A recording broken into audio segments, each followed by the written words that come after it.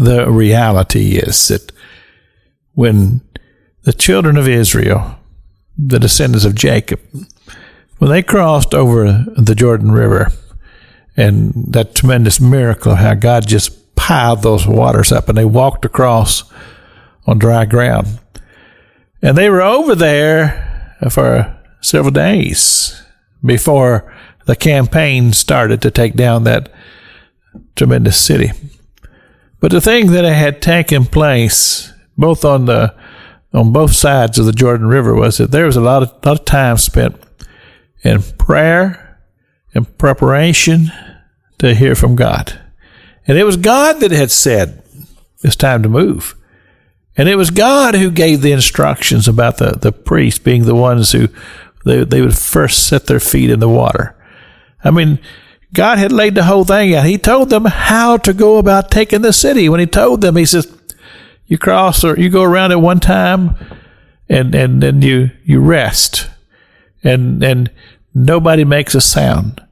And then you do that for 6 days. You walk around that huge city and then you rest. Nobody makes a sound.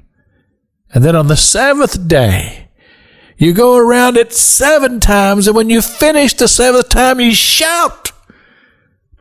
And then the walls will fall down. And that's exactly what happened.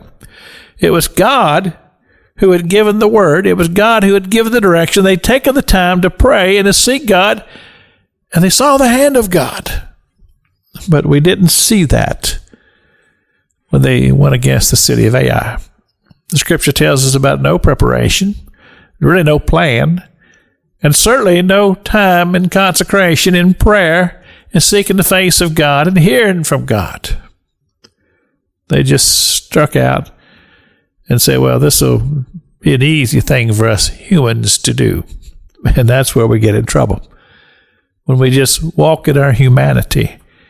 Because us humans, we are subject to failure. We are subject to being caught up in our carnal self and making bad decisions and bad choices. So they decided to move. And as I said yesterday, they were soundly defeated and embarrassed, running. And the citizens of Ai chasing them. What a disgrace. Well, the thing is, when you allow yourself to get ahead of God, remember, Moses had taught them what God had taught them. Was it, you move when your cloud moves. You move when the pillar of fire moves. You wait and you hear from God. And when God speaks, then you move. If God doesn't tell you to do something, then you just wait and just be patient and allow God's Spirit to move upon you, and you hear from God.